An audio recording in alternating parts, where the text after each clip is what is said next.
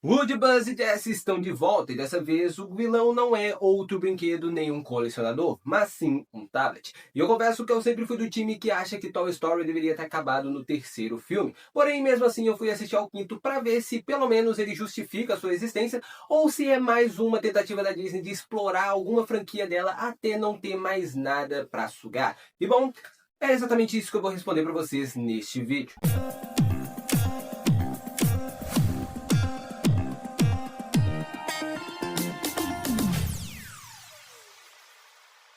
Humans Girls, estava falando. E bom, eu acredito já ter dito aqui no canal que pra mim Toy Story é uma das melhores trilogias da história da Disney. Sim, trilogia, porque o terceiro filme fecha o arco do Andy de uma forma praticamente impecável.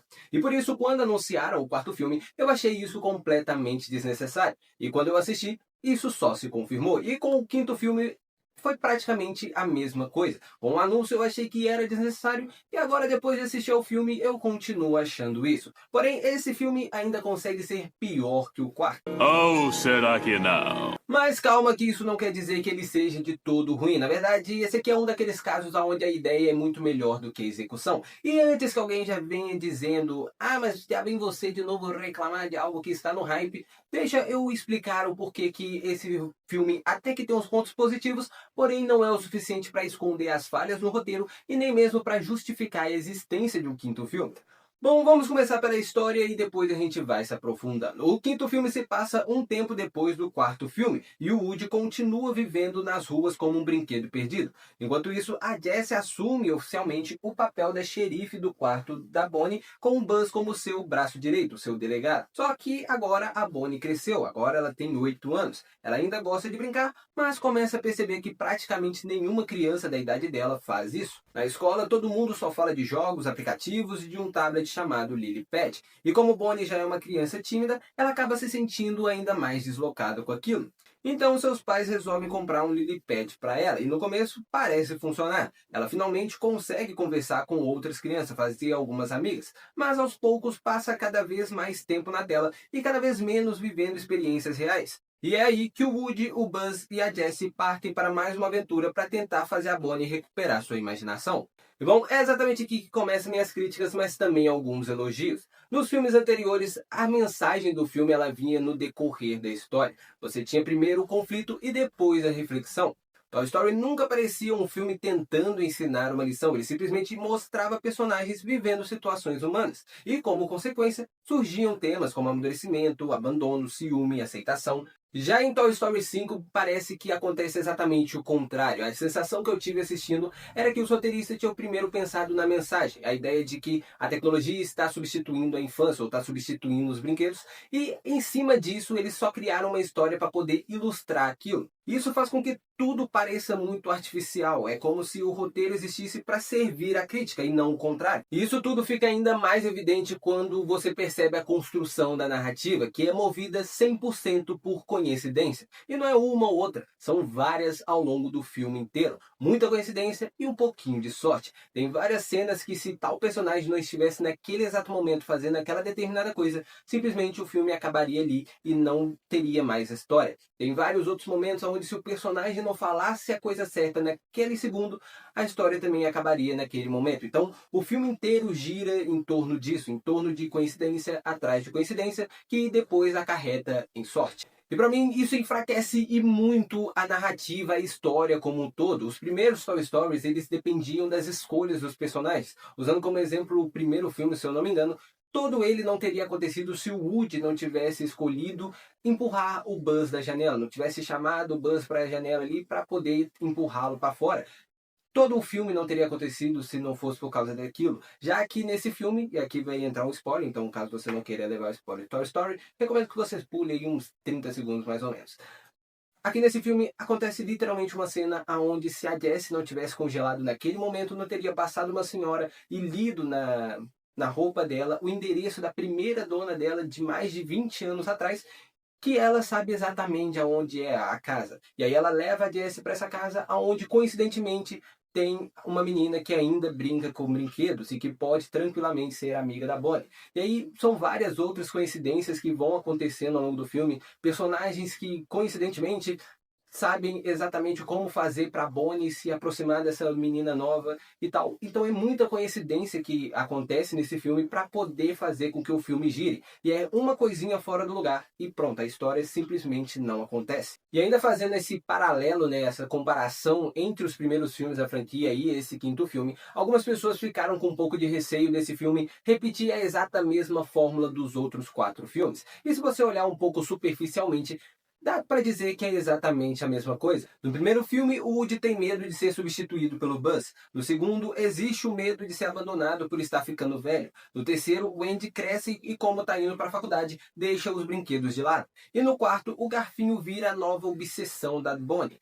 Ou seja, de um modo geral, a franquia sempre falou sobre mudanças, sobre substituição, então parecia meio inevitável que Toy Story 5 não seguisse exatamente essa forma. Seria um ponto positivo para o filme ele fazer algo realmente novo e fora desse padrão? Sim. Porém, isso ainda assim não o torna realmente ruim no filme, sabe? Isso não afeta muita coisa no filme, até porque era algo que a gente já estava acostumado com Toy Story. Então, mais um ou menos um, isso não afeta muita coisa. Além do mais, há uma diferença crucial aqui nesse filme em comparação aos outros, que diferente dos outros 4 filmes, os brinquedos não estavam sendo substituídos por outros brinquedos, mas sim por uma tela, por uma máquina.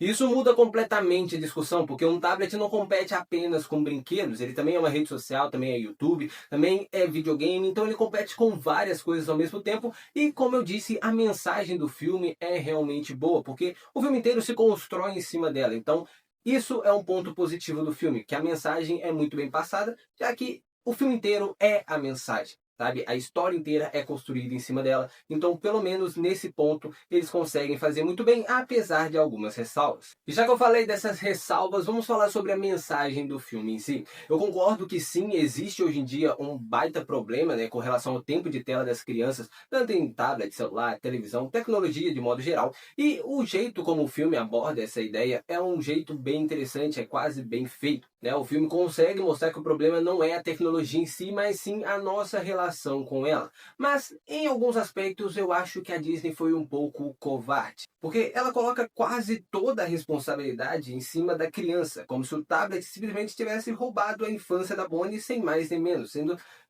como se ele tivesse simplesmente aparecido na vida dela. E aí vem as perguntas. Mas quem comprou o tablet? Quem que entrega o celular para os filhos para ele poder se acalmar? Ou quem prefere deixar os filhos horas e horas na frente de uma tela para poder deixar a rotina um pouco mais fácil? São os pais. E o filme praticamente nem toca nesse assunto. Ele até menciona, mas de uma maneira bem superficial. Quase como se a Disney estivesse com medo de aprofundar muito esses temas. Ainda mais porque a Disney depende justamente dessas crianças consumindo produtos em tela para poder se manter, né? Consumindo os produtos dela mesmo. Então, ao mesmo tempo que a Disney aponta o problema, ela não aprofunda tanto assim, porque senão isso afeta diretamente a ela. Mas só para deixar claro, eu sei que tem inúmeros casos de mães solos, por exemplo, que criam os filhos, têm que trabalhar e têm que cuidar da casa, tudo isso sozinha, e aí recorrem a aparelhos tecnológicos, a televisão, a coisa do tipo, para poder manter o filho distraído por um tempo enquanto ela vai fazendo outras coisas. Eu sei disso e não é sobre isso que eu estou falando, ok? Fazendo um paralelo até mesmo com a minha infância,